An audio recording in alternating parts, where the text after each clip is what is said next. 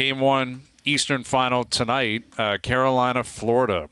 Who do you like here, Poulin? Do you have a read on this series and how it may play out tonight? I don't have a read on either series. I have a read on each of the 4 teams, but I don't think you can go back and say, well, this is what they did against them this year. Throw all that stuff out the window. This is a totally different Florida team, guys. Like, this is a totally different Florida team than played the entire regular season.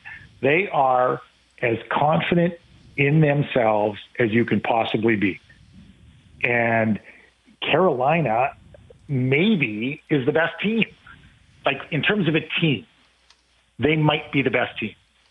I think the coaching is excellent across the boards. I really think I'm going to reserve the right to wait until I see a game in each of the 2 series before I really formulate thoughts on where it's going to go. Like, I want to see how the Hurricanes match up with the Panthers, because they're both pretty relentless teams. They can both forecheck like crazy. And, how is Freddie going to hold up? He's been pretty good. Is Bob going to continue to be Bob? So, and I feel the same way about Dallas and Vegas. If you force me to take one of the 4 teams right now, I would take Dallas. And some of that is Ottinger. Some of it is the mix. If you look at the ages of their players, they got the old guys, Pavelski and Suter.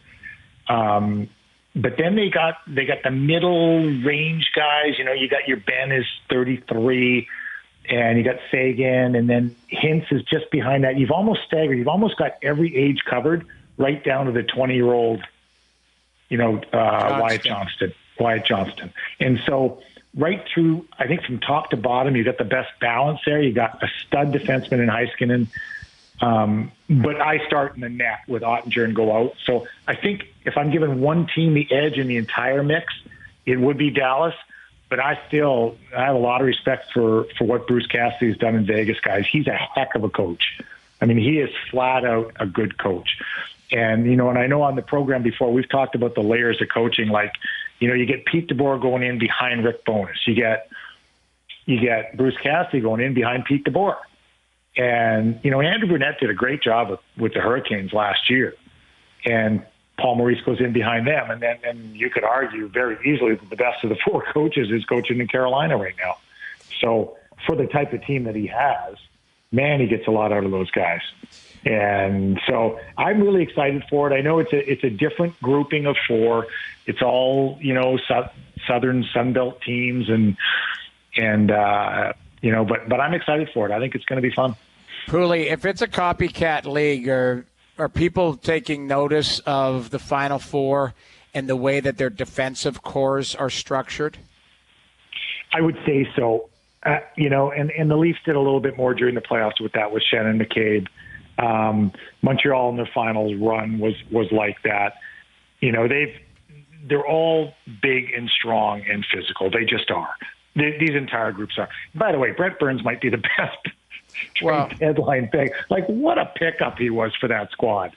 Yeah. Last year. Like they've got Tony DeAngelo. He has a great year. They got him on a bargain deal. He has a great year for them. They go, yeah, well, you can go ahead. We're gonna go a different route. And they bring in Brent Burns, who just fits there, right? He just looks like he's been there forever, and he fits. But you got to be big, you got to be physical, you got to skate, Jamie, and you got to get up in the play. Well, you've got to create offense.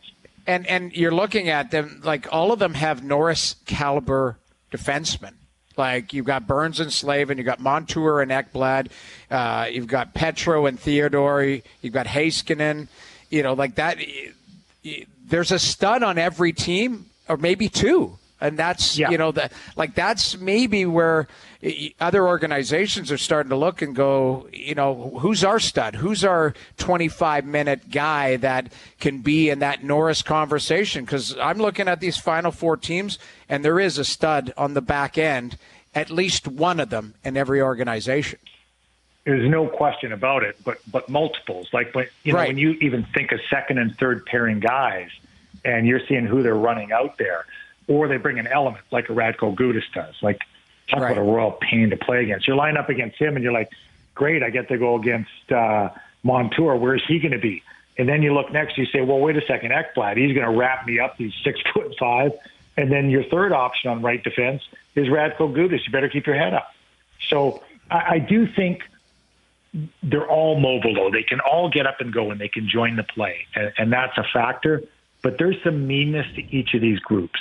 That Ryan Suter, he's just a mean guy, right? He just is. I mean, he's a grumpy, he's like a grumpy old man, but he's still mean, and he brings that element. So, the goaltending could be a big issue. But Jamie, you got to help me out with Aiden Hill in Vegas. Like, what is up there? And how is that going to play out? I mean, the only other thing I could say is you've got a safety blanket who's won 2 cups and a Conn Smythe. I know he's 38 years old, but if you had to go to Jonathan Quick, could you get some games out of him? I think you could. I think Vegas kind of covered off all of their scenarios, and they're doing it by committee. Because it was Larry Brossoit, it was, Aiden Hill. I don't know if he stole that Game 6, but he was pretty damn good against Edmonton with 40 saves that Game 6. So, if he falters, is the next man up Jonathan Quick, who has name brand recognition, but we've seen Bob turn the clock back. Why couldn't Quickie do it too? It's funny about Quick because I thought that if that one went 7 games, we would have seen him. And they almost okay, he has just a little bit left in his tank. Yeah. We've got to use it at the right time. And if Aiden Hill can get us through this series, maybe we'll see him in Game 4 or something of the next series. I do think he could dial it up for a game. Maybe it's just a game, but I think he could dial it up. It'd be fun to watch, too. Yeah. Poulin, you mentioned Rod Brind'Amour, and I know people were sniffing around, and he showed his loyalty to Carolina. Let's say he came up this summer with the pressure in big markets and teams that think they have quality hockey clubs ready to win. Do you think somebody would throw the idea of $10 million at Rod Brind'Amour to be the coach? I'd certainly make him the highest paid coach in the league.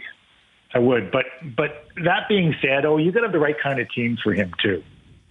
Sure, yeah. I mean, you really do. I mean, he could get into a situation where, and he can coach good players. I'm not saying that, but I'm not sure what he does with an Artemi Panarin. Certain guys, I don't know how it works and how it fits. They're so disciplined, and they've got skill there, Sebastian Aho and the big kid that's hurt, Svechnikov. But they do exactly what he wants them to do. They come in waves. But I do think, first of all, I think coaches are underpaid for that position, for the job they do. If players are getting into that range, why wouldn't you? I mean, is a coach like Brind'Amour, who's the most valuable player on Carolina right now? Who's the most valuable person on Carolina? Is it a player or is it the coach? Probably the coach. I think you could argue it's the coach. So if you get to pay one person in your organization, you want an $8 million centerman that's going out every third shift or fourth shift, or do you want a coach who's affecting every single player in that locker room? And so we're lobbying right here. Let's get the coaches paid more, guys. We'll let them know that we've gone to bat for them here and get the ante up a little bit because, man, that's a hard job. Yes. Coaches love this show. They love this show. They tune into this show. I heard the Vegas coach really loves this show. Loves Bryan Hayes. Yeah. I'm sorry, the old Vegas coach. The Dallas coach is the Dallas, one really right? Pete DeBoer. Yeah, they love us. They love me in particular. I'm trying to inspire them, right? Listen, we got our picks coming up, Poulin. I might go Vegas. The smart money might be on the Vegas Golden Knights. I think you got to go Dallas, but then also play a clip of this that we're trying to get them paid more too. Right, exactly. Yeah, exactly. That's all that really matters. That's why we can really truly help these people.